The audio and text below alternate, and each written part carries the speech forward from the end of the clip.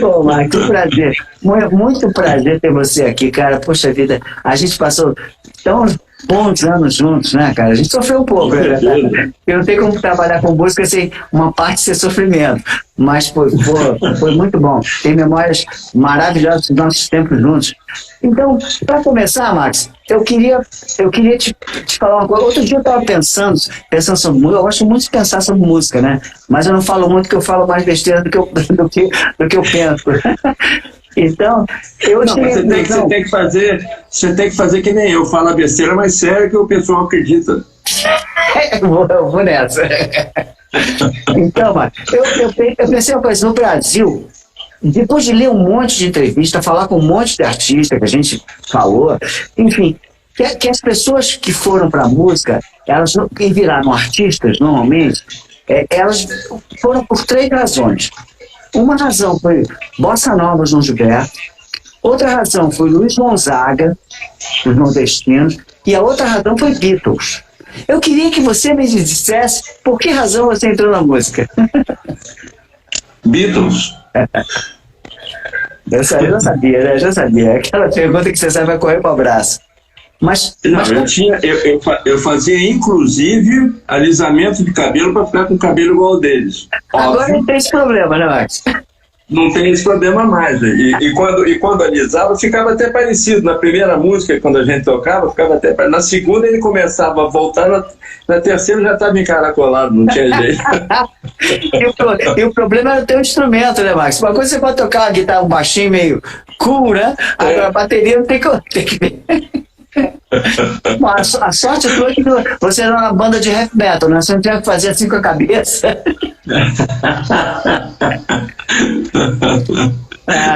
Mas me fala qual foi a tua primeira experiência com Beatles, qual foi o teu primeiro contato? Caetano conta que a primeira vez que ouviu foi lá numa pracinha de Santa Amaro da Purificação, uma lojinha que estava tocando de João Gilberto, e ele falou, o que é isso, meu Deus? Como é que foi a tua experiência?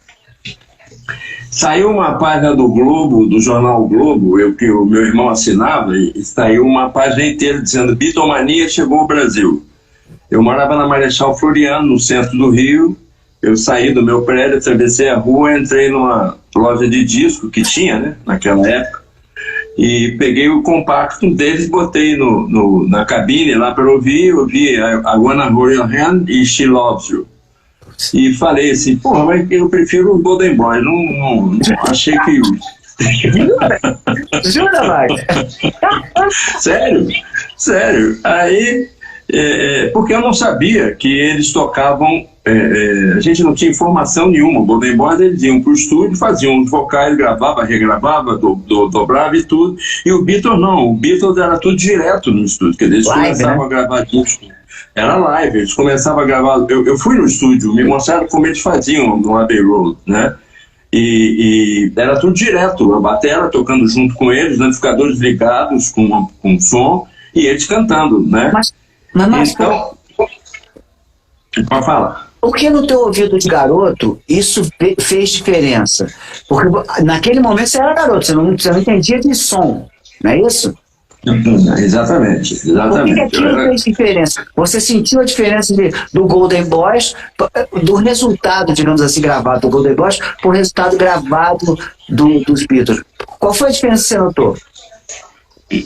Eu, uma semana depois, voltei e comprei o disco e nunca mais parei de ouvir. Quer dizer, a força da música, ela foi tomando conta, não só de mim, mas assim, do meu colégio inteiro. Eu, Aramis, Elite, que acabamos formando a banda, né? Mas nós todos fomos, primeiro em toda a festa, como nós éramos um grupinho dentro do colégio, nós tínhamos que cantar igual os Beatles para as meninas. A gente, cadê Yara? Não está aí, então ela não vai saber. A gente cantava para tentar agradar as meninas. Nunca ganhamos nenhuma, quer dizer, sinal que a gente cantava mal, mas assim...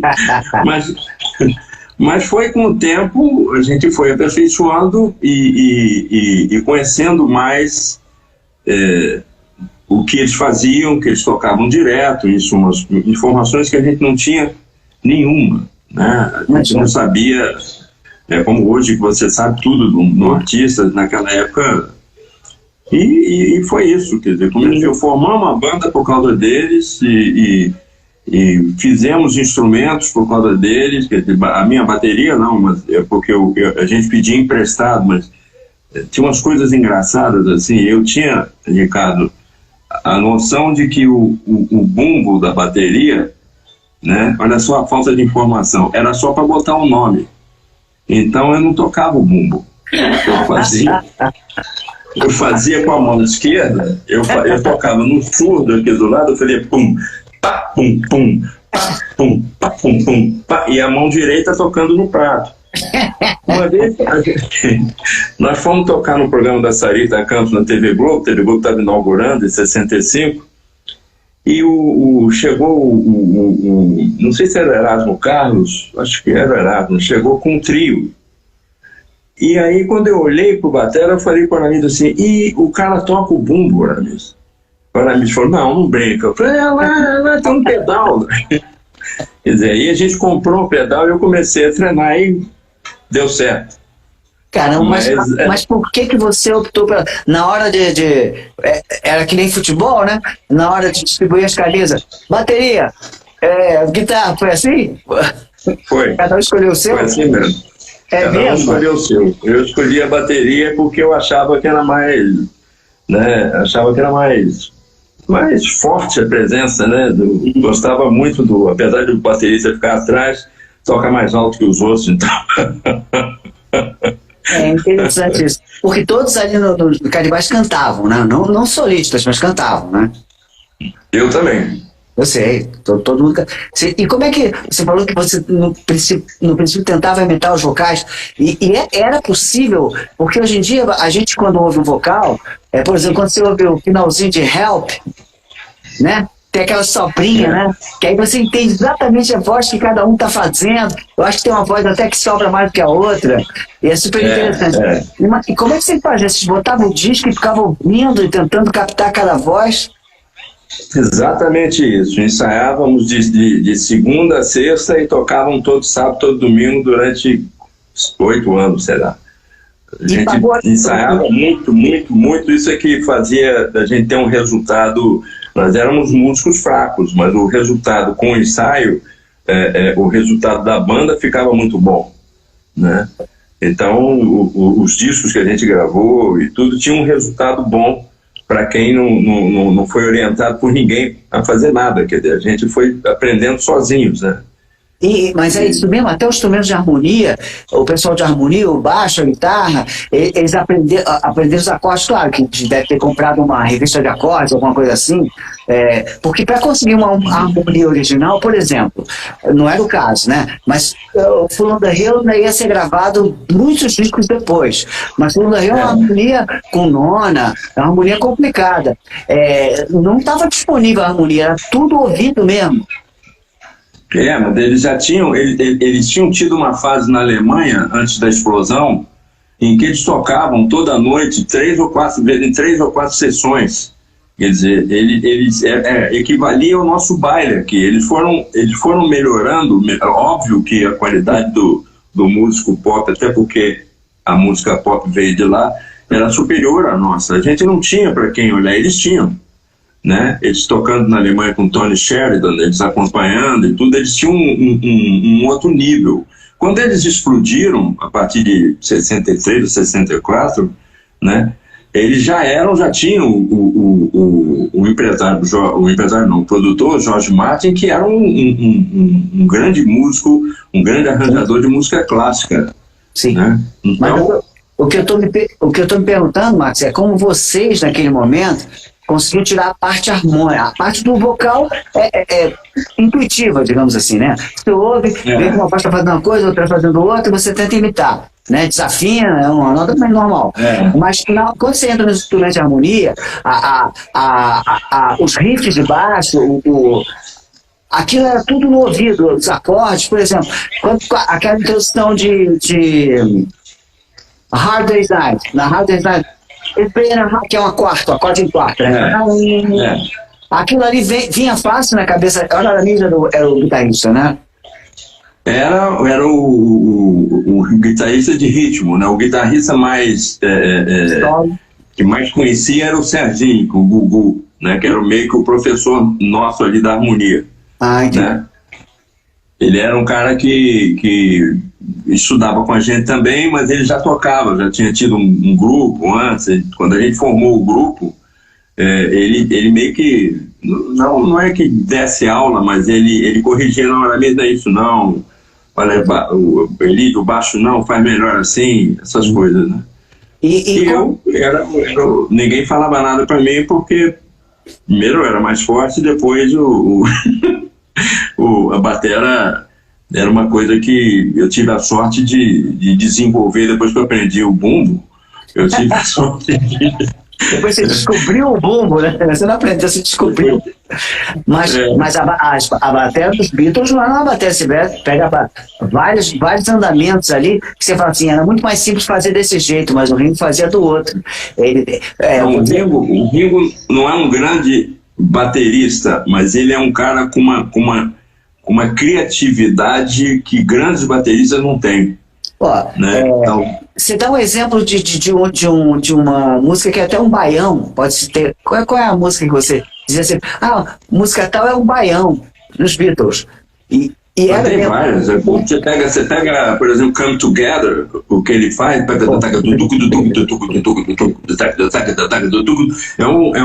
né? É impressionante. Ninguém faria isso. Podia ir reto, ele não, exatamente. Ele faz um arranjo de bateria, né? Muito bacana. Então, a tua referência também não era das mais fáceis, né? Mas você disse aí que você ficou 8 anos vivendo do Canibais. A gente não falou no nome do grupo ainda. Dos Canibais. Em que momento que vocês realmente se profissionalizaram em que momento que você já conseguia aliar o baile a uma carreira, digamos assim, com músicas inéditas sendo lançadas e tal? Eu não lembro quem foi que indicou a gente para uma gravadora chamada Mocambo, eu não lembro, mas eu sei que lá tinha um cara chamado Romeu Nunes, que era um diretor da editora da EMI, né? E ele foi ser o nosso produtor. E um outro cara também que tinha, depois ficou muito famoso, que foi nosso produtor, que chama João Araújo. Opa, já ouvi falar. Então, o João Araújo se conheceu ali, né? O João Araújo se conheceu naquele momento. Exatamente, a gente no estúdio da Musidisc na Lapa e ele ficava na técnica, sempre de terno, muito elegante, né? Foi até engraçado quando eu fui para Som Livre, quando eu acabei saindo da Continental e indo para Som Livre, eu contei para ele, você produziu o meu conjunto final, me lembre coisas tristes. Depois ele falou, não, tô brincando, mano. Eu falei, não, Mas em que momento que você achou que tinha que abandonar o Canibais abandonou você, o mercado abandonou o Canibais, o mercado abandonou os bailes e você passou a... Não, o mercado abandonou, a gente parou de tocar porque começou a onda dos DJs, né? Então, ao invés do clube contratar uma banda com 5, 6 caras, né, com amplificadores, que davam um trabalho danado para eles, para instalar nos clubes e tudo, eles tinham um sujeito que chegava com 5, 6 caixas e fazia a festa, né? Com um som, com as bandas do que o mundo todo amava, né? Então, aí o mercado foi caindo, nosso preço foi caindo, a gente começou, o Elídio saiu para trabalhar fora, começou a trabalhar fora, o Uso também, aí eu parti para um lado, a Aramis partiu para o outro, e infelizmente a banda desmanchou. A amizade não, a gente até hoje é amigo, mas a banda desmanchou porque não tinha mais mercado. Sim, claro. E aí você começou a tua carreira de técnico? Foi uma coisa engatou na outra? Exatamente. O Nilo Sérgio da Musidisc, que era o estúdio que a gente gravava pela Mocambo, quando acabou o nosso contrato da Mocambo, ele nos contratou e nós gravamos um disco ou 2 lá. E ele falou, vocês não querem, vocês têm porque a gente se metia na mesa, né, na gravação, na parte técnica, e eu sempre achava errado, porque para gravar bateria naquele tempo era um microfone em cima, um no bumbo e mais nada, aí o cara dizia, toca baixo na caixa, não vira muito alto, porque está desequilibrando. Eu falei, mas por que não tem mais microfone? Não é assim. né, em esfumar. E o Nilo falou, pô, por que vocês não vêm trabalhar aqui no estúdio? Aí começamos a aprender seriamente a gravar, né, a parte técnica toda, né, a coisa das dobras, né, as coisas de reduções de canais, porque a máquina lá era, como a dos Beatles, ela só tinha 4 canais. Então, a gente foi aprendendo isso, né, e daí eu fui chamado para ir para a Continental. Ainda como técnico? Como técnico e produtor. Eu pedia para toda a produção minha, eu queria gravar, né? Então eu fiz assim, Adriana, GP, Enel. Toda a produção sua você queria gravar ou toda a gravação sua você produzia?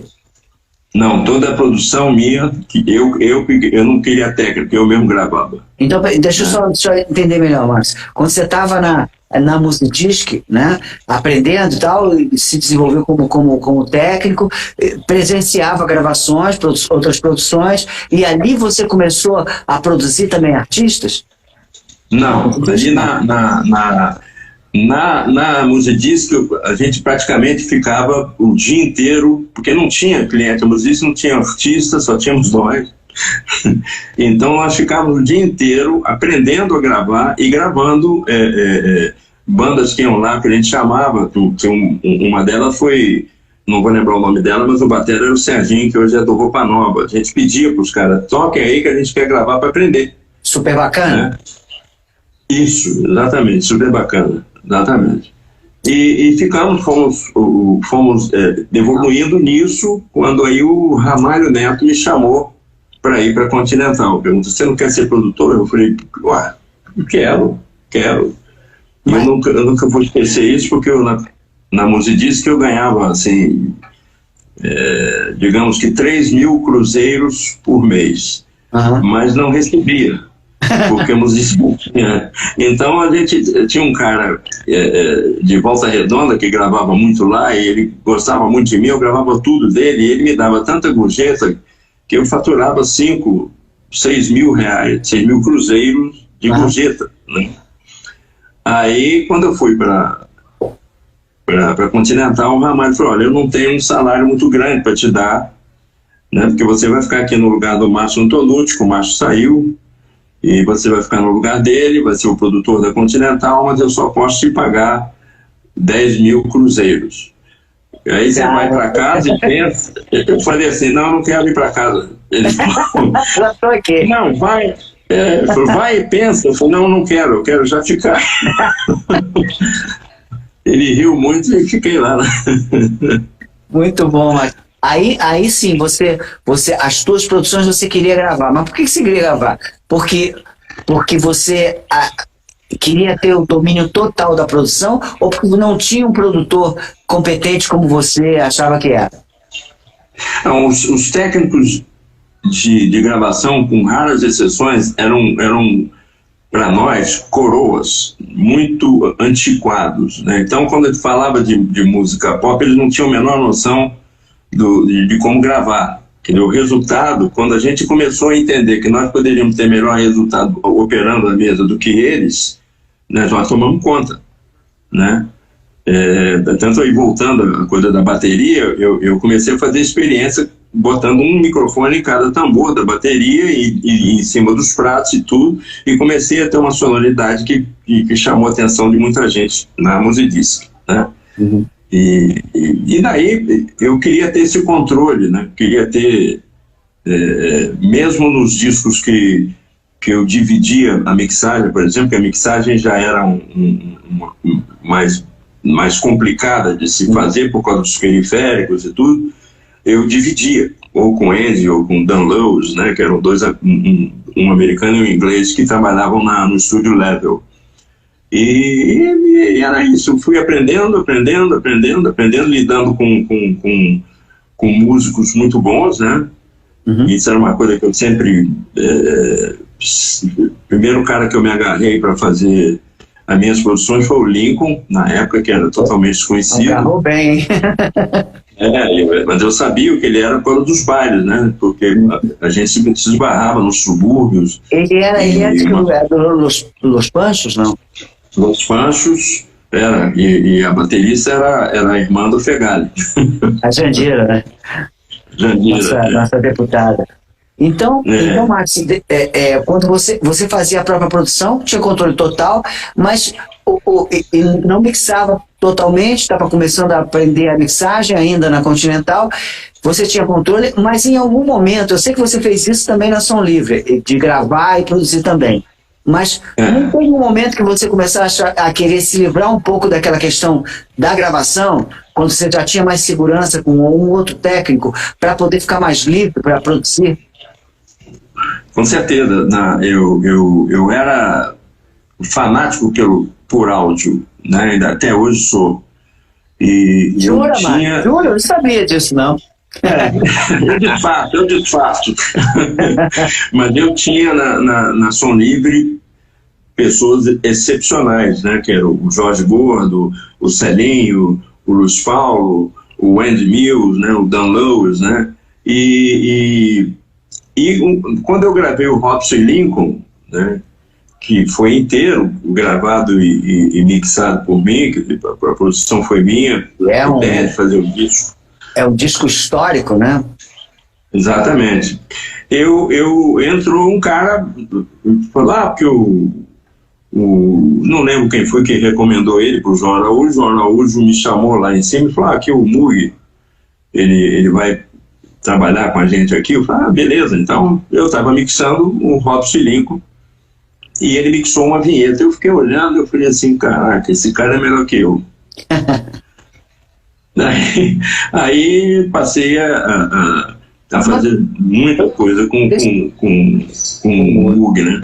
Agora, só para eu entender essa frase, esse cara é melhor que eu,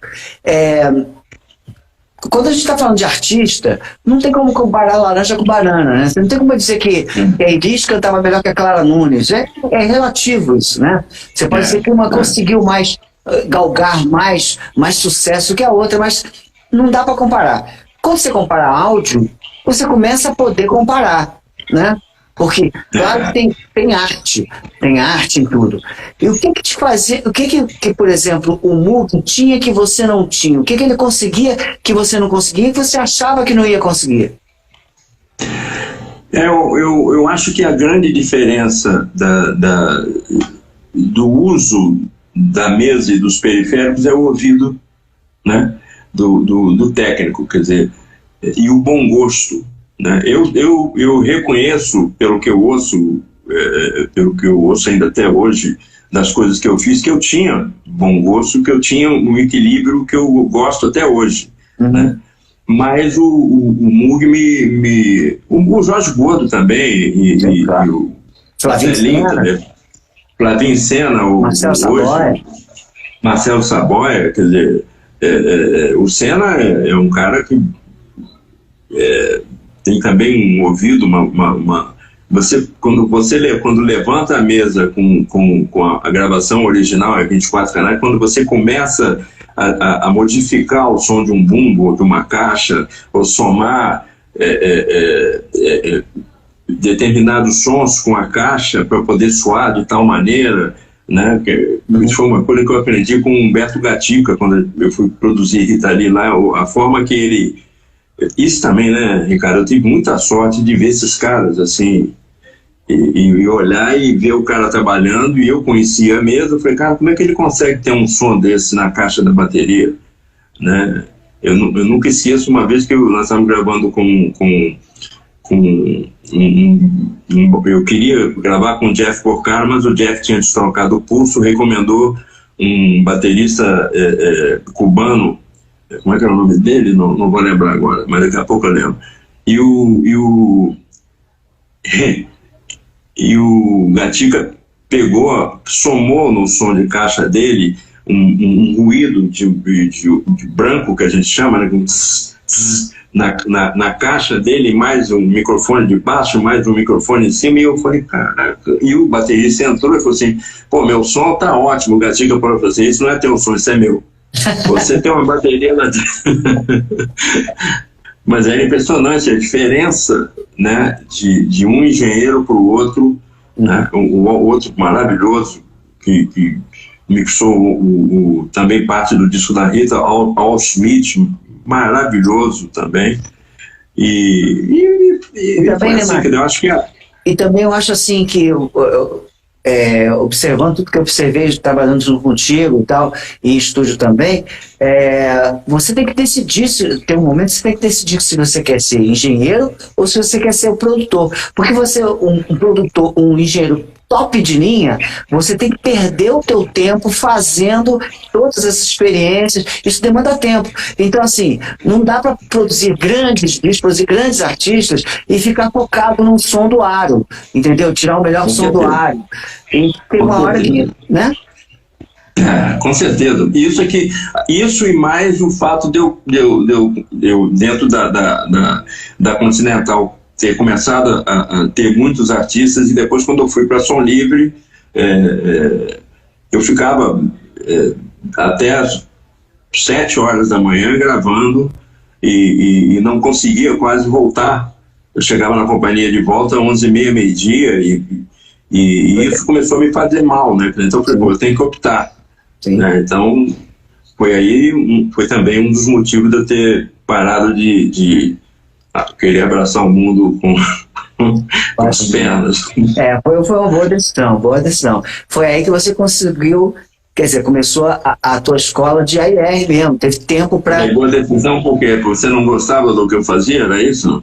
Como? Não. Não, o que eu quis dizer, Max, foi que eu acho que quando você se decidiu a abandonar a mesa e se focar na produção, ali começou a se criar o AIR, né? Que é o cara que conseguia pensar além do artista. Ele estava pensando, ele estava focado no artista, mas já conseguia ver o jogo. Conseguia ver o jogo inteiro, né? Você conseguia tempo para pensar, porque senão você fica focado na mesa daquele artista, você não consegue pensar além. Quando você está com um artista, você está olhando aquele artista, está pensando no próximo que você vai produzir, ou você está pensando naquela articulação do mercado, aquela música legal, você já tem uma ideia para o outro artista, já começa a fazer, né, aquela dialética, aquela maneira de pensar do AIR, e que você acabou por se tornar da Som Livre o AIR, não é isso, Max? Foi, exatamente. Isso eu fiquei lá há 14 anos, né? 14 anos lá e depois 14 anos na Poligrama Universal, né? Isso, dos quais estivemos juntos. Nós estivemos juntos. 14? Foram 14? Sim. Foram 14? Não, 14 anos. Nesses 14. 10, né? Oi? Nós ficamos juntos 10, né? 10, nós ficamos 10. Juntos nós ficamos, na verdade, o tempo todo, mas trabalhando, eu no AIR contigo, 10. Na verdade, todo o teu período da Universal eu tive do teu lado de alguma forma, né? Uns mais insistentemente, outros menos. Eu ainda lembro, mas a primeira vez que eu te vi foi ali no estúdio, lá embaixo, estúdio 1, estúdio 2, ali da Universal. Você estava produzindo alguém lá dentro, você não tinha ido ainda ainda era Poligram. E eu lembro que você usava um cabelinho penteado assim, meio com, sei lá, com uma brilhantina, meio Rodolfo Valentino, todo elegante. Aí fala, esse é o Max Pierre. Eu falei assim, Max Pierre já tem um nome fresco desse, com esse cabelinho. Eu falei, esse cara deve ser difícil pra caramba. Na verdade, eu estava errado. O Samuel que fala que achava que eu era estrangeiro. Esse cara ou é francês, ou é inglês, ou é alemão. Vamos saber que é Max Pierre de Almeida, né? Pois é, eu não falava de Almeida, então... Pra que botar o Almeida? Vai mexer no time que tá ganhando? Muito bom, mas aí na Som Livre, você tem memória de quando você parou de gravar e começou só a produzir na Som Livre? Foi exatamente nesse disco do Robson e Lincoln. Legal. Eu comecei a me dedicar aí totalmente aos artistas de São Paulo, aos artistas do Rio, quer dizer, não dava mais tempo de ficar em horário duplo no estúdio, né? Eu tinha que tomar conta dos artistas e em suma, Xuxa, e ver repertório para todos eles, e era praticamente sozinho lá, né? E você como é que era, porque você estava falando antes, ganhando tempo, quando eu estava ainda esperando você, mal sabia que eu que estava errado na história, eu estava elucubrando aqui, falando para as pessoas da diferença entre uma gravadora como a Som Livre e uma major, como por exemplo a Universal Music. Era diferente, as bases que sustentavam o mercado das duas eram diferentes. E o João Araújo cumpriu o papel que seria um papel de presidente, né, claro, da companhia, mas com uma companhia que tinha um olhar diferente sobre o mercado. Num primeiro momento, ela expandiu o cash, mas no outro ela regrediu e até se livrou do cash. Como é que você, como AER, se comportava? Você ficava com vontade de roubar um artista de uma companhia, chegar o João, eu quero trazer fulano de tal, acontecia isso? Como é que você se comportava nessa época? O João, um dos motivos, talvez o maior dele ter acabado com o cast da Som Livre, é que nós tínhamos contratado a GP tinha vendido, sei lá, 1,5 milhão de discos. Deixa eu te amar, né? Deixa eu te amar. Mas o GP não conseguia, ele era uma pessoa difícil, muito difícil. Opa, trabalhei com ele, conheci. Aí o João chegou para ele e falou assim: GP, olha só, eu vou falar uma coisa para você da forma que você vai entender. Você não pode assinar um contrato num time de futebol, jogar o primeiro tempo, descer para o vestiário e subir para o segundo, e dizer que só sobe para o segundo tempo se tiver aumento. Você entendeu? O AGB falou assim: não. Então ali acabou com o cast, né? Ele só ficou com Xuxa, né? E o cast era Jorge Ben, era Fafá em Belém, era um cast campeão, era Cazuza, né? Campeão. E aí eu fiquei meio que aí comecei a fazer o Robson e Lincoln, porque o João colocou para mim assim: olha, você quer fazer um disco instrumental? Porque eu queria fazer uma série instrumental. O Robson Lincoln, Márcio Montarroio, Serginho Trombone, eu queria fazer uma série. Ele falou assim: então você faz o seguinte, desde que eles não tenham cachê, eles tocam e a gente lança, tá? Aí eu chamei eles no estúdio e falei: olha, eu quero fazer uma série instrumental, se vocês toparem, eu vou fazer o Robson Lincoln, depois eu vou fazer você, Márcio, depois eu vou fazer o Serginho e tudo. E eles toparam, fizemos o disco do Robson Lincoln, sem cachê de músico, né? O estúdio era da Som Livre, então não tinha custo. E aí, quando eu fui partir para o segundo disco, que era o projeto do Márcio, o Márcio falou: não, Marcos, eu já não quero não. Aí não quiseram, porque ele parou no Robson Lincoln. Mas parou bem, né? Porque o disco virou uma... O disco é histórico mesmo, assim, as pessoas ficam impressionadas. Até hoje ele é um disco atual, né? Você ouve, nossa senhora, o disco é bom pra cacete. Dois geninhos juntos, né? Como é que foi a experiência de gravar os dois? Foi danosa ou foi pra sua saúde? Eu, de tanto conviver com os dois, eu sou padrinho do filho do Robson. Quer dizer, nós nos tornamos amigos, o Lincoln também. Era complicado só você ir lá pro Guerengue, que era o estúdio lá no meio de Jacarepaguá, e sair de lá às 6, 7 horas da manhã era complicado, né? Mas o resultado sonoro do Lincoln e do Robson, a criatividade, a facilidade do Robson para melodia, para solos, era impressionante, né? E o Lincoln, um gênio, né? O cara era um gênio, além de grande músico, era um gênio na eletrônica também. É verdade, era um Merlin, né, dos teclados, né? Ele era. A gente fez coisas muito bacanas na Universal juntos, né, com ele. E, Max, como é que aconteceu, como é que se deu a tua ida para a Universal? Bom, eu tinha, nessa fase que o João terminou com o cast, eu tinha contratado para Som Livre uma moça chamada Rosana e fiz 3 ou 4 músicas com ela. Foi Nenhum Toque, Custe o que Custar, e foi Custe o que Custar também, e teve uma outra que do Nada para Lugar Nenhum, que era do... não vou lembrar o nome. Bom, e aí o João falou: Marcos, a Rosana, que a gente acabou de contratar, então, como a gente está terminando com o cast, pega os tapes, dá para ela e e dá para a gravadora. Fala com ela, apresenta você, os caras te adoram, apresenta a Rosana na gravadora. Eu falei, tá. Aí mandei os tapes para todas as gravadoras. A única que respondeu foi foi o Maynar, né? Que me ligou e falou assim, essa menina que você mandou aqui é aquela que está estourada com o Leão Toca? Eu falei, mas vocês estão dando os tapes de graça? Eu expliquei tudo, não, o João acabou com caixa, tudo isso, a gente está dando para ela um prêmio, né? Por ela ter gravado e um prêmio de consolo por ter que sair da Som Livre, né? Eu, não, então nós vamos contratar você. Mas ajeita o teu celular aí, que daqui a pouco você está sumindo da tela. Agora sim. Continua, Marcos, desculpa. Aí você disse que ela era a menina do sucesso do Nenhum Toque e tal, e que os tapes eram dela já, né? Exatamente. Aí a Sony me contratou para ser produtor dela e me chamou tentou me levar para a Sony, né, para ser diretor artístico no lugar do que o Maynar tinha saído. Acho que o Sérgio Lopes também tinha ido para o marketing, eu não lembro.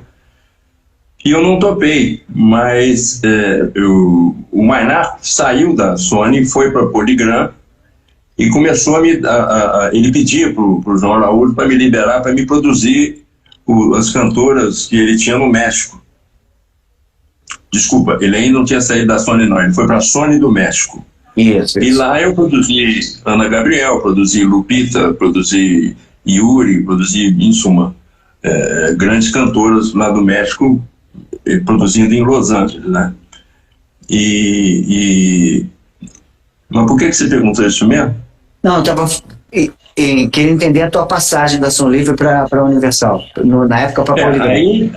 Aí eu estava fazendo a Lupita da Alessio lá, o Maynar brigou na Sony e foi para a Polygram e me ligou. Eu falei, Maynar, eu além de estar um mês aqui, e você pediu para o João Araújo me liberar, ele liberou, eu tô como é que eu vou chegar no Brasil e sair? Você tem que falar com ele, eu não posso sair da companhia, eu não tenho cara para chegar para o João e dizer, João, eu vou embora, né? Aí ele falou com o João liberou, falou, não, Marcos, vai ser bom para você e tudo, porque lá tem uns artistas, e aqui a gente já não tem mais, tá bom. Aí fui para Polygram, dia 16 de dezembro de 1996. Caraca, muito bem. Muito bem. Então você ficou 3 anos sem mim. Acho que eu comecei a trabalhar contigo em 99. Era o Zé, né? O Zé Celso. Depois da saída do Zé, você tentou lá o Rodrigo, né? O Rodrigo ficou contigo um tempo e depois finalmente você me convidou. Eu tremi muito na base, rapaz. Achei que eu tinha aprendido, mas eu tinha aprendido a aceitar desafios. Já tinha aprendido. Eu falei assim, eu vou topar, cara. Aí eu topei. Foi muito bom. Foi a melhor coisa que eu fiz na minha vida, porque foi Max PR é uma universidade, né, cara? Me formei ali. Eu acho que você teve uma boa paciência comigo no início, enfim, porque nunca tinha feito aquilo, ao contrário de você que vinha vindo de uma escola de músico, depois de estúdio. Eu vim sei lá de onde. Eu vim do marketing, né? Eu lembro que eu me tornei, hoje eu sou quase um irmão do Zé Celso, né? Nós nos tornamos grandes amigos de lá para cá. O Zé Celso saiu da companhia por causa das pressões do Maynar, que eram complicadas e tudo, mas em suma. E aí eu chamei você, eu lembro de você me perguntando, Marcos, todo mundo fala que está fora de fase, o que é fora de fase? Eu te mostrei e falei, rapaz, é mesmo. mas era... Não, pois é, assim, para mim eu tive que para começar, eu posso dizer que você me ensinou a ouvir. Eu descobri que eu não ouvia. Porque assim, ouvir música, você sabe disso, eu conheço bastante repertório, conheço bastante história da música popular brasileira, de uma maneira geral, então eu ouvi muita música. Mas, na verdade, eu escutei muita música. Eu não ouvi muita música. Foi até uma maldição, que depois que eu comecei a ouvir as coisas que eu ouvi no passado, eu falava, puta, que isso? Como é que eu gostava desse negócio, cara? Gostava do resultado, musicalmente eu continuava gostando. Mas eu falava, meu Deus do céu, tem uma edição mal feita pra casa. Eu começava a ouvir as coisas que eu não ouvia, porque você ensinou a ouvir. E assim, e foi uma Aí grande escola. você ficou também que nem eu, chato. Pois é. Mas chato, eu chamo de chato do bem, né? Eu lembro, não sei se você lembra disso, quando a primeira vez que a Paula Toller sentou para conversar com a gente, isso foi um clássico para mim, que eu conhecia a tua fama fora da Universal, e eu lutava contra ela, né? Você fala, o Max, desculpa, Max, não é nada disso, cara. Não existe forçação de barra, de gravar repertório, não tem ninguém compondo lá, eu e ele não somos compositores, nada disso que a gente tem. A gente prima pela excelência, eu aprendi isso com o Max. Então, se não tem repertório, não tem disco. Não tem, se o projeto é um projeto arriscado para a companhia, não tem o dinheiro da companhia. Vamos pensar melhor nesse projeto. E até a sacanagem do AIR deixar um artista fazer um disco que ele sabe que não vai dar certo. É uma sacanagem com a companhia e com o artista. Fora isso, aí quando a Paula Toller sentou, ela falou assim, você não lembra disso? É aqui que é a cadeira elétrica? Você não lembra, né? Aí eu olhei pra cadeira, que cadeira elétrica? E que todo mundo fala que tem uma cadeira elétrica aqui. Ai, meu Deus do céu. E a gente conseguia desmistificar com todas as pessoas que vinham de outras companhias, que tinham outros componentes, achavam que ali a gente manipulava tudo, mas na verdade a gente conseguia sucesso justamente porque a gente fazia o papel do AIR mesmo, que assim, salvo exceções que a gente sabe que tem, eu não via acontecer nas outras companhias, não via. Quando eu escutava um disco artista botando, eu falava assim, pô, parece que o cara não ouviu esse repertório. Será que o cara ouviu esse repertório mesmo? Não é possível. Verdade. Isso foi uma coisa que eu aprendi com o Maynard. Maynard é até hoje um fanático pro repertório, né? Mesmo às vezes passando um pouco para música brega, mas era um grande sucesso, né? Depois Castelo Branco e tudo, uma outra maravilhosa. Isso é uma outra coisa que eu tive muita sorte para ter esses caras que são meus grandes amigos hoje também, como chefe, né? Que acreditavam no que eu fazia e davam força, né? Porque tem isso, né, Ricardo? Se você não tiver apoio, né, você não consegue trabalhar, né? E depois o próprio Ébolo e tudo, mas foram fases muito boas lá na Poligram, muito boas. E João Araújo antes, que aquele era um maravilhoso. E você, na Universal, aí quando você mudou de companhia, que era uma companhia que queria imprimir queria o primeiro lugar, né? E queria mostrar o poder através dos produtos, né? E do cash, usar todas as prerrogativas que se tinha para se produzir coisas boas com aquele elenco e contratando pessoas e tal. Eles tiveram que acreditar em você, que você também trouxe uma maneira de produzir, uma maneira de ver diferente do que se fazia ali. Por exemplo, o que você fez com o Zeca Pagodinho é uma transformação. Se você reparar, mas claro que você reparou, é evidente que você reparou, você também produziu o Zeca. Se você pegar o Samba para as Moças, que foi o primeiro que a gente fez, eu não estava ainda contigo, que já deram uma transformação ali em termos de acabamento. Até a performance vocal do Zeca foi melhorando com o tempo, disco a disco. Porque eu acho que ele também se sentiu exigido por aquilo que soava atrás dele. Cara, aqueles arranjos maravilhosos que você dava maior força pro Rio. Põe cordas mesmo se precisar. Se precisar, põe o que for preciso para ficar um tratamento de excelência. Então ele era tratado ali como o Martim da Vila foi por um tempo na RCA. Né? Na antiga RCA. É tratado com excelência. Foi a comparação quando eu chamei o Rildo, e eu disse para ele, eu queria fazer um disco com o mesmo padrão que você fazia os do Martinho na BMG, né?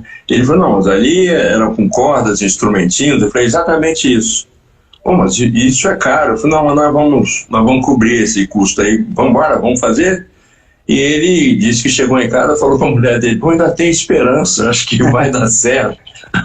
Nossa, E deu certo, né? e ali a gente tirou, assim, com todo o respeito ao Zeca Pagodinho, o Zeca Pagodinho nunca deixou de ter talento, ele deixou de estar junto das pessoas certas por algum momento, e aí a carreira dele pegou o caso. Ali ele foi para cima direto, né? Direto. E o Zeca também, ele na Universal com a gente, modéstia à parte, com todo aquele grupo maravilhoso, Marcelo Castelo Branco, ele aprendeu o que é ser artista, né? Ele era um bicho do mato, Zeca, né? Era um bicho do mato, uma pessoa difícil, todo mundo tinha medo de conversar com o Zeca, porque o Zeca era assim, assado, explosivo, não sei o quê, e não pisa no carro do Zeca. Pô, ele foi se soltando, e isso deu um reflexo para ele na relação até com a mídia. Ele começou a ser um personagem querido, porque eu acho que a gente deu essa leveza para ele também. A gente botou fé no cara, deu um berço esplêndido para ele fazer os discos, e ele se sentiu valorizado e ele desabrochou como artista mesmo, você não acha? Com certeza. E você olha a carreira dele, não existe paralelo no samba um cara com uma carreira tão longa, com tanto sucesso. Quando a gente fala dos acústicos, 2 acústicos, né, que eu acho que foi o único que a MTV fez, com o mesmo artista, 2 projetos, os 2 projetos, né, e o segundo que eu amo, que é o Gafieira, com o Big Band, aquilo ali é histórico. Né? Sem dúvida. O samba nunca teve uma qualidade tão bem dirigida e mostrada, e aí nós e Rildo e os arranjadores todos que participaram, né? Maravilhoso. Isso foi assim, é uma coisa que, e também ele é o único artista, e eu não vou citar outros, evidentemente por respeito, que conseguiu aliar sucesso fonográfico com acabamento bom, porque tem muito artista, até no segmento de samba, que o projeto tem sucesso, o nome do artista tem sucesso, o que ele constrói é sucesso, mas ele não tem sucesso. Se você for, me dá aí as 10 canções desse cara que são top 10. Não tem. Agora, o Zeca Pagodinho, você enche essa mão e os dedos do pé com o sucesso do Zeca. Né? Verdade. Ele de fato fez sucesso. Ele lembra, mal comparando, o próprio Martinho, que teve uma fase áurea, e o próprio Roberto Ribeiro, que teve uma fase áurea também. Mas pela própria pujança do autor e do cantor, e do que ele cantava e tal, porque os discos diferente do Martinho, os discos do Roberto não primavam tanto pela produção. Os do Martinho primavam sim, os da Clara também primavam pela produção, mas não os do Roberto. Mas assim, ele era um grande cantor, ele gravava direito pra caramba, gravava certo. Mas assim, você tem razão, Márcio. Eu acho que o Zeca Pagodinho, eu diria que ninguém vai superar o Zeca, porque também os tempos agora são outros. Né? Exatamente. Ninguém vai esperar. E aí essas foram apostas que a gente fez e que o mercado não acreditava, e graças a Deus aconteceu com a gente. Tanto o Zeca como o Ivete, né? Foi também um fenômeno e que ninguém acreditava. Vocês vão contratar a Ivete. Só que ao contrário do Zeca, que era uma aposta de um nome de um segmento, a Ivete era o desabrochar de um segmento que a gente já estava pondo no primeiro andar, né? Que era o axé inteiro. A gente já vinha fazendo um trabalho botando a gente aí, que eu participei bastante dessa fase. A gente já Netinho, lembra? Netinho foi 1 milhão de cópias. Não, Netinho, Banda Eva, Banda Cheiro de Amor, Banda Beijo, Banda Timbalada, todos trabalhados com uma excelência, e excelência ponte aérea, né, Marcos? A gente Salvador, Rio. A gente estava mais em Salvador do que a Morena da Caragela. É verdade. Terra Samba, Terra Samba então fenômeno do fenômeno, né? Uma coisa impressionante. Mas assim, a gente começou a mostrar o axé num patamar de qualidade de música pop, né? De música pop. Verdade. Repertório, a gente quando pegava uma artista como a Ivete Sangalo, o casamento é perfeito, porque a Ivete sempre foi muito boa de repertório, né, Max? Ela é muito boa de repertório. Com certeza. Né? A gente ia para as reuniões, mais da metade do disco já estava resolvido com o que ela trazia. Aí a gente ia somava uma coisa, somava outra. Fala um pouquinho da Ivete. Ela até hoje fala, né, que você insistia tanto para eu gravar uma música romântica, até que veio o Seu Não Quer Mais Tanto Assim, que virou virou um hit absurdo dela, né? E aí a Ivete é tão sábia, né, que ela podia se deixar atrair e de entrar numa que tinha virado uma cantora romântica. Não, ela continuou fazendo as duas coisas equilibradamente na carreira. Por isso que ela é grande até hoje, né? Porque ela sabe, ela vê o jogo, né? A Ivete, diferente de outros artistas, outras cantoras de axé music, não vamos citar o nome, que não veem o jogo, não consegue ver o jogo. A Ivete vê o tempo todo. E ela produz bem também. Quando ela mexe a mão também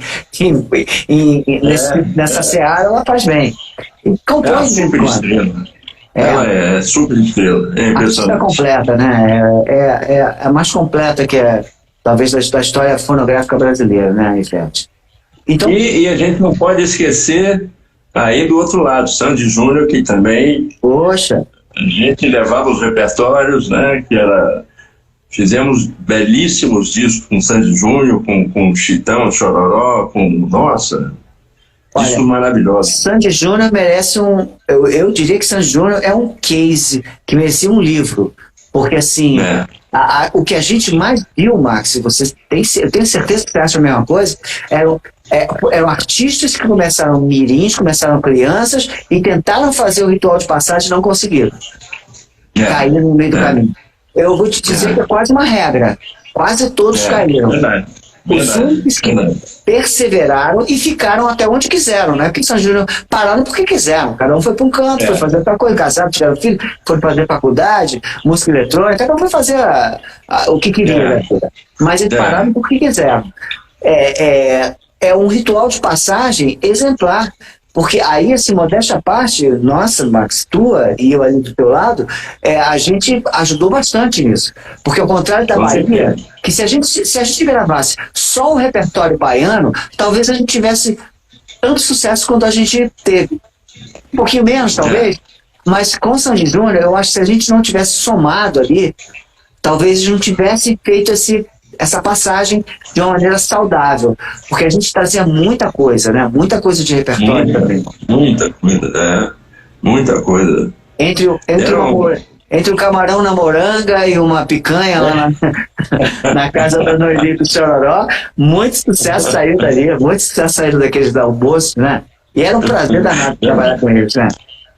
Nossa, era maravilhoso. São maravilhosos até hoje, né? São ótimos. O Chororó também o Chororó tem uma sabedoria musical e absurda como produtor também, e ele também tem aquela sabedoria de sair de cena quando ele sente que alguém está pegando e está fazendo direito, né? Ele era muito elegante com a gente, né? Muito elegante com a gente. Ele confiava, ele só abria a boca, e normalmente ele abria a boca, ele tinha razão, em algum ponto que ele via alguma coisa e tal, mas de resto... Pô, ele estava ali e ele não estava ali como pai, né? Ele sabia também não ser pai, né? Isso é muito difícil, né? Exatamente. A gente que conhece pai de artista, né? A gente sabe como é que é difícil. E ele não era pai, não. Nem era, a Noeli era mãe. Quer dizer, lindo. Às vezes a Noeli era mãe. Eu lembro quando eu não lembro de onde saiu a ideia do Enrosca. Não lembro se foi minha ou se foi tua, mas sinceramente eu não lembro. Eu lembro que a ideia de arranjo foi tua. Agora, eu lembro dela falando... O Enrosca veio foi um dos maiores compositores que eu encontrei de música pop na Som Livre e praticamente suicidou, coitado. Quer dizer, mas a música ficou, né? Aquela música, acho que o Fábio tinha gravado também, não? O Fábio Júnior gravou.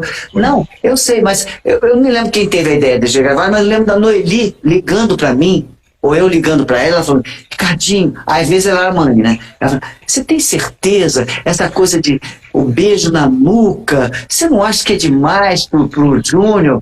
Eu falava, não, Noeli. E eu falava sinceramente, imagina, não existe mais isso, né? Não existe mais isso na idade dele. Eles já beijaram as nucas, sim, com certeza. Eles já beijaram as bocas, tá tudo certo. Não tem nada de obsceno. Mas eu estou ilustrando isso porque ela se preocupava. Por que o Sandy Júnior deu certo porque tinha esse case da família, dos valores da família também, que ajudaram a agradar da vovó ao rapaz, ao garotinho, né? Exatamente. E aquela tua ideia, conta aí aquela tua ideia das cordas da lenda. Ah, foi a passagem, né? Aquilo ali foi, há pouco tempo atrás, eu estava relembrando com o Julinho, né? Aquilo ali foi uma coisa que eu lembro que na reunião, quando a gente mostrou lá em São Paulo, eu já fiz com a boca o que deveria ser as cordas, né? E eu empolgado com a música, né? Porque a música Era grandiosa, virou uma lenda, né?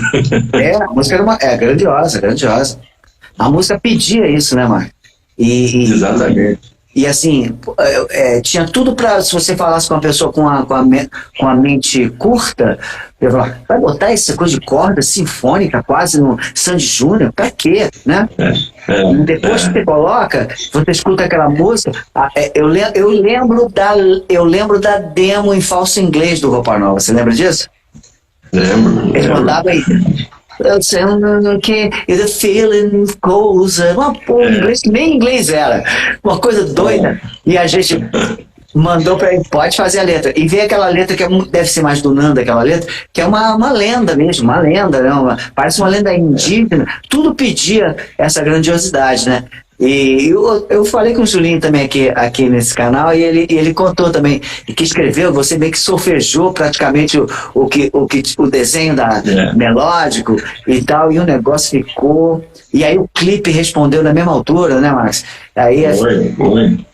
Mas eu também tenho prazer e a honra de ser o cara que descobriu um sucesso que rivaliza com o Lenda, que o Turo, que você acabou deixando, nós cometemos esse nepotismo de eu ter feito a letra, né?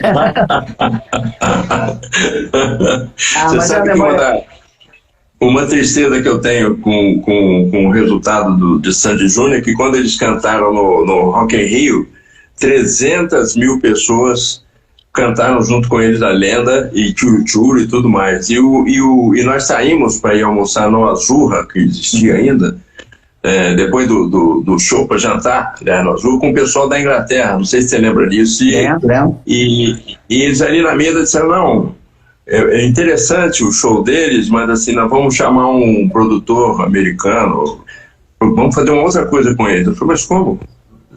Está mais do que provado que deu certo. Não, e não deu certo. Pô, Max, eu vou falar uma coisa aqui, ó.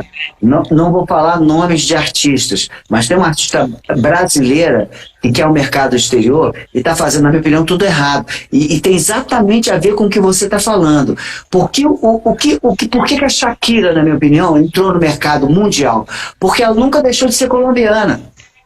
Exatamente. Então, por que Sandy Júnior ficou aquém quando fez aquele disco internacional? Por que isso é americano? Exatamente. Tinha que ser brasileiro. Por que Sérgio Mendes fez sucesso? Porque ele fazia uma música do gringo do jeito brasileiro. Exatamente. Aquele outro colombiano também, que não. Como era o nome dele? O outro que. Esqueci o nome, que foi um sucesso impressionante no mundo todo em espanhol. Ele se recusava a cantar em inglês e esqueci o nome dele. Ainda tem isso, a Shakira até cantou em inglês. Eu não acho errado cantar em inglês, não. Eu acho que tem uma hora que você, para facilitar, a bossa nova letrou quase tudo em inglês. Não acho errado. O problema é você transformar aquilo numa coisa americana, que é aquilo que você fala sempre que eu aprendi contigo. Isso eles fazem melhor. Então, assim, por que você vai fazer o que eles fazem melhor? Eu vou fazer uma coisa que só eu sei fazer melhor, que é misturar a música deles com a minha. E isso a gente perdeu essa oportunidade, eu acho. Eu acho mesmo que o repertório do disco internacional tinha que ter pelo menos 5, 6 canções êxitos brasileiros, vertidas para inglês, vertidas para inglês, para entrar no mercado com mais facilidade, rearranjados eventualmente, mas deixando a química brasileira. Porque era aquilo que ia soar no ouvido do gringo e falar assim, que isso? Eu gostei, diferente. Não, fez um disco um monte de produtor, daquele jeito que você faz de bulimanda americano, né? Cada faixa com um produtor diferente, cada faixa no estúdio do produtor, sem o AR tomar conta do que estava acontecendo o tempo todo. Eu fiquei lá de AR, mas eu ficava só recebendo música aqui. Eu não tinha. Você lembra que era um projeto internacional que tinha até uma sigla, eram 3 letras, eu esqueci, que buscava em cada país o artista mais proeminente para fazer uma música para lançar, fazer um disco para lançar internacionalmente. Mas os caras estavam pensando conceitualmente errado. E eu concordo com você. Concordo mesmo. O Marcelo até hoje não concorda com a gente, não. Ele fala assim, não, desculpa, o Marcelinho, sabe qual é que é o Marcelinho, né? O Marcelinho vê sempre o lado bom da coisa. Mas foi triste, porque eu lembro que o arranjador lá, o produtor americano, que fez umas 4 ou 5 músicas, ele mandou as demos antes, né? E eu ouvi, eu falei assim, ele vai usar essas bases mesmo para fazer com o Sandy Júnior, e não deu outra, ele usou exato. Depois eu comparei, eu tive o trabalho de pegar e comparar, e ele usou as mesmas bases, quer dizer, nós pagamos uma fortuna, parece que ele cobrou $45 mil por faixa, e a gente pagou por uma demo que ele deve ter mandado para o mundo inteiro, né? E Sandy Júnior topou gravar, fazer o que ali, e não é só isso. Nós fomos contra. Sim, e eles eram também que os produtores, aquele jeito americano de ser, né? Chegavam com repertório, com produção, com arranjo, com tudo. Com tudo. Eles faziam porque disco não teve AR. Teve uma escolha de produtores, arranjadores e. Verdade. Verdade. As músicas não eram ruins, não eram ruins, mas eram músicas que qualquer artista podia gravar, qualquer artista pop podia gravar. Não, e era um formato do N5 que já estava em queda. Sim. Né? Já estava em queda, aquele formato ali já tinha passado. E aí Sandy Júnior, que vinha de um sucesso absurdo, com a Lenda e com não, o último foi do Maracanã já estava saindo, mas assim, e de repente grava um disco em inglês na minha opinião, péssimo, né? Mas fazer o quê? Fica aquém do talento deles, mas enfim, foi foi importante para eles fazer. Talvez fosse melhor fazê-lo do que não fazê-lo, em termos de carreira, né? Eles podem entender. Parece o Zé Bonitinho, filo, porque quilo. Porque, assim, ter um disco internacional na estrada é importante para o artista, né? Mas é diferente de você ter um disco internacional como o Milton tem, que é um disco que ele deve se orgulhar até hoje de ter feito, e ter esse disco que não foi. Ficou aquém do talento também, concordo. Com certeza. Mas de qualquer maneira, não atrapalhou em nada, em absolutamente nada, felizmente, né? A trajetória de Sandy Júnior, né? Deu uma meia trava. Não porque ninguém lembra, né? É verdade. Não imprimiu muito, não. Mas foram assim, você lembra, Max? Eu lembro que uma vez eu me dei trabalho de contar, a gente tinha uns 60 artistas no cast, mas tinha mais de 100 sob contrato. Sabe, aqueles artistas que estavam saindo, ou que não tinham entrado, era muita coisa, o dia a dia da gente era boçal ali, né? Era pouco, né? Era, tem que fazer, nós íamos fazer reunião com todos os artistas na cidade deles, né? Sim. Não, e era assim, 6 projetos em cada mês, um em reunião de repertório, outro fazendo arranjo, outro entrando no estúdio, outro gravando as bases, outro complementos, mixando, masterizando, tudo ao mesmo tempo agora. E eu falei aqui quando eu estava te esperando, eu me senti aquele equilibrador de pratos, né? Caraca, aquele vai quebrar! E não podia perder os prazos. Mas muito bom, foi uma escola danada, nada como a necessidade para criar oportunidade, né? Muito bom, Max. É verdade. Mas, Max, me conta aí, e os planos? O que você tem em mente? Tem alguma coisa que você pode revelar aí para o futuro? Eu estou tentando fazer uma remixagem que eu falei com o Paulo Junqueiro e com o Castelo Branco de um disco que eu produzi da Elis, que era o irmão dela me deu eu lembro dos cassetes, né? Isso? Não, esse foi o primeiro. Depois eu fiz um multicanal, ele me deu um multicanal com 10 faixas dela, eu tirei a voz e chamei 10 arranjadores para fazerem cada um como ela queria fazer antes de morrer. Ela queria fazer um disco com uma música com cada arranjador, né? E aí eu fiz isso nesse disco, mas assim em cima da voz dela. E agora eu propus para eles remixar com a tecnologia de hoje e tudo, e quem sabe fazer uns duetos, que eu acho que funcionaria maravilhosamente bem. Sem dúvida. Com ela. Muito bom, Max. Agora que ela está fazendo 40 anos, né? É verdade. Caramba, a Elis foi uma. Você chegou a fazer aquele do Me Deixas Louco, né? Que tem o Me Deixas Louco. Que é esse o primeiro. É esse o disco que. Do tape. Do cassete, não, né? Não. Depois, quando ela morreu, eu comecei. O irmão dela tinha um cassete que ele gravou no show, né? E aí nós fizemos uma alquimia com a fita cassete para soar, porque era mono, para soar estéreo e tudo, e deu certo. Mas aí quando ele falou, eu tenho também um tape multicanal, eu falei, multicanal, a voz dela tá separada, tá, me dá. Aí ele me deu e a gente recriou as músicas com novos arranjos, né? Certo. Que é o para Lennon e McCartney, né? Elis para Lennon e McCartney. Muito legal, Marcos. Maravilhoso. Esse projeto que você fez recente aí do Cristo também ficou bem bonito, né? A canção ficou muito legal. Adriano que conseguiu ali, ficou lindo. Ficou lindo. Eu coincidentemente, eu fiz 10 anos antes de 1980, de 80 anos do Cristo. Eu fiz com o Adriano também, mas aí a gente teve era outro momento, né? Deu pra fazer o show e tal. Aí eu usei toda a sabedoria ensinada nos projetos ao vivo que fizemos juntos. Que foram muitos, Márcio. Muitos projetos ao vivo. Acho que talvez tenha sido também da parte da tua carreira onde você mais gravou discos ao vivo, DVDs, não? Foi, com certeza. Com certeza. Eu acho que a força a explosão dos ao vivos começou na Som Livre, né? Com o Ivan, né? Com o Oswaldo Montenegro, que foi uma explosão na Som Livre.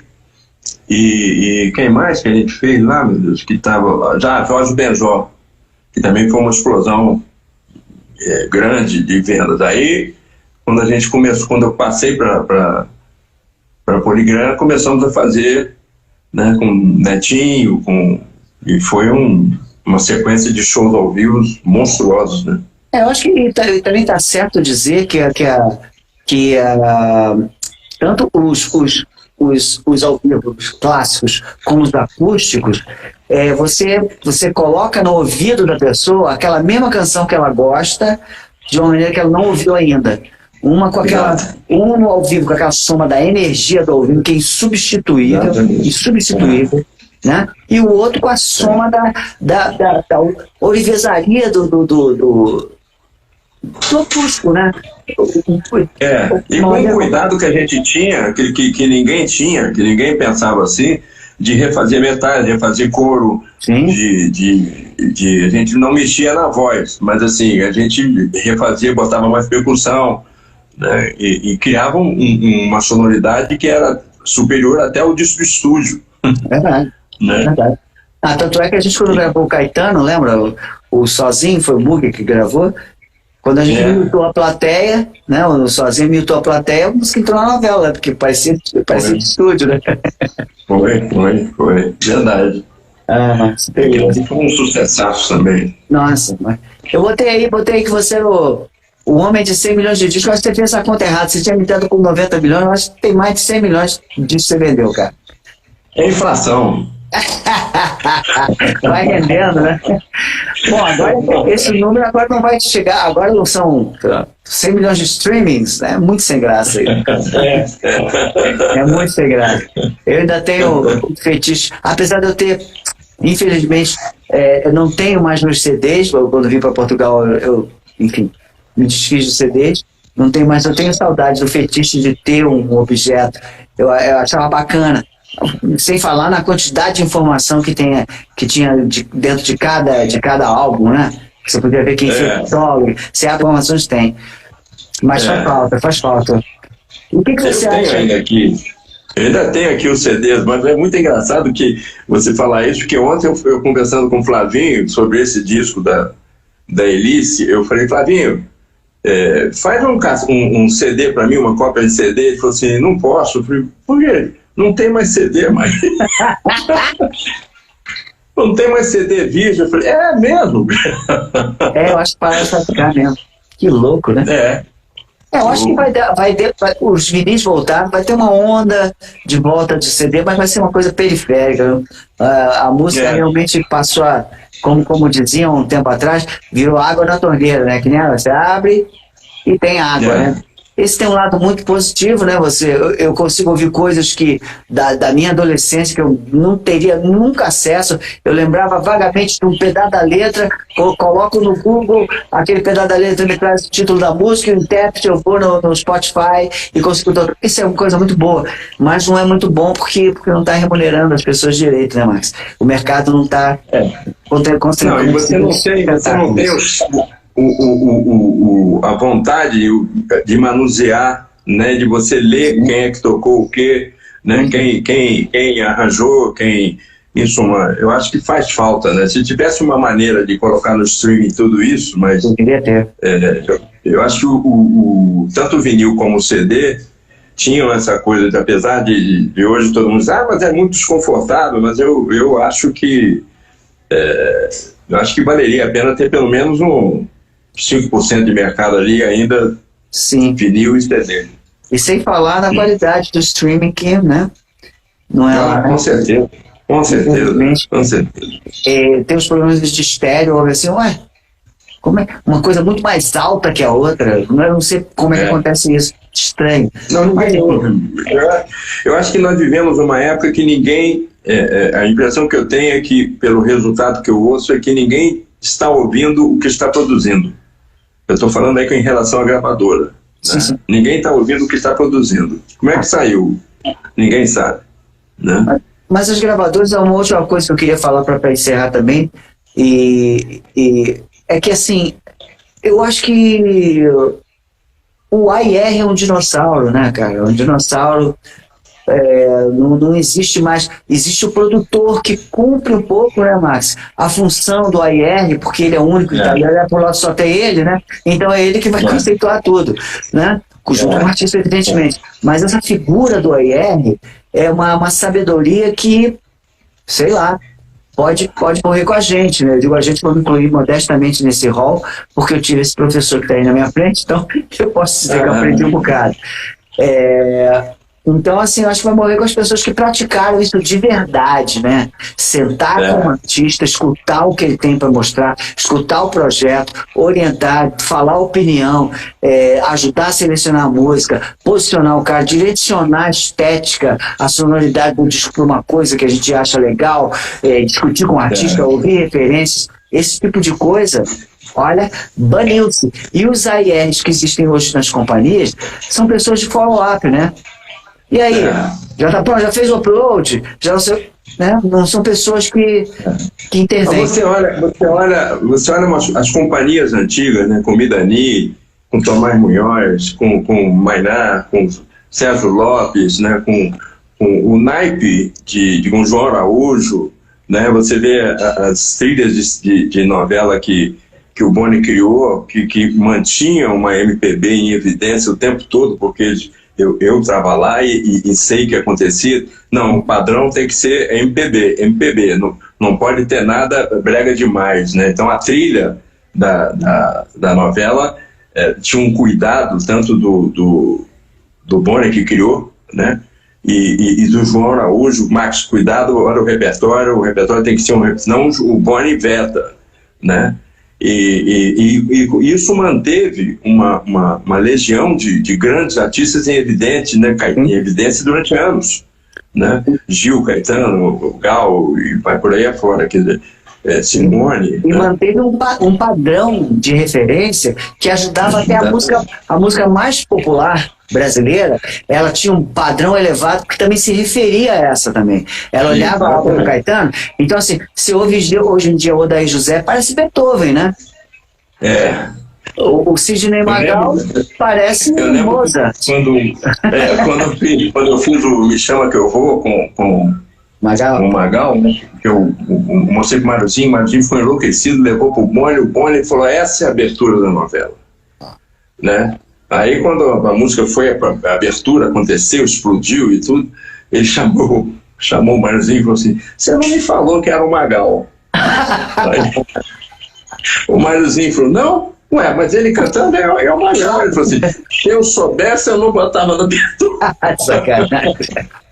Sacanagem. Foi uma explosão, né, enorme. Magal deu um banho ali. Né? Mas essa música mais popular brasileira, bem produzida, tem canções maravilhosas.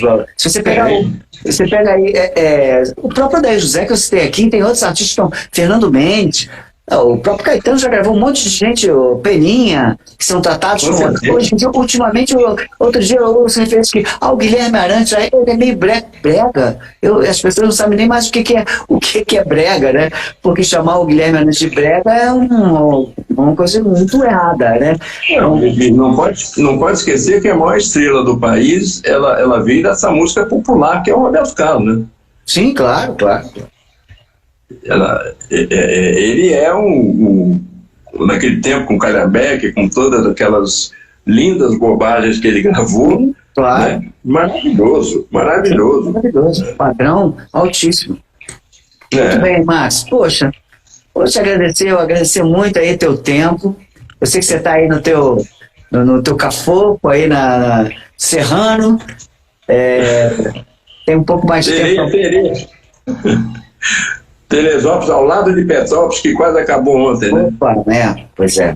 Mas se Deus quiser, a gente vai consertar o planeta, né? Porque vai ter que consertar o planeta, porque se não consertar, essas coisas vão continuar acontecendo. Mas, Márcio, obrigado. Eu vou te agradecer. Eu falei com o Marcelo Castelo que estou na fase do obrigado.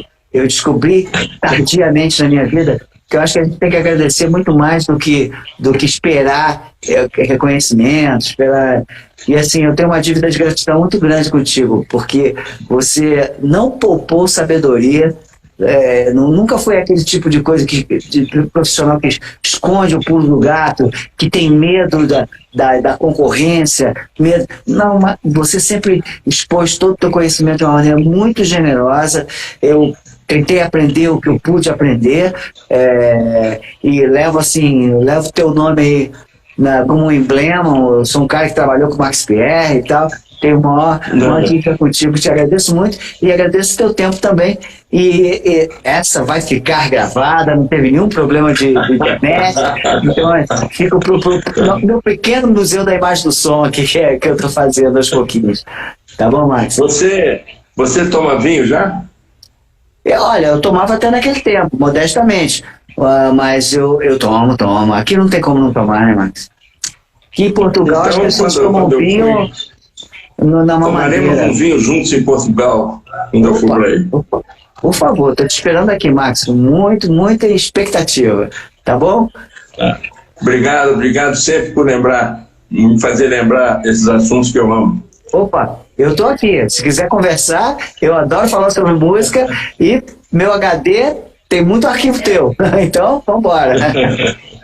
Vamos lá. Tá bom, beijo pra você. Aí. Tchau. Tchau.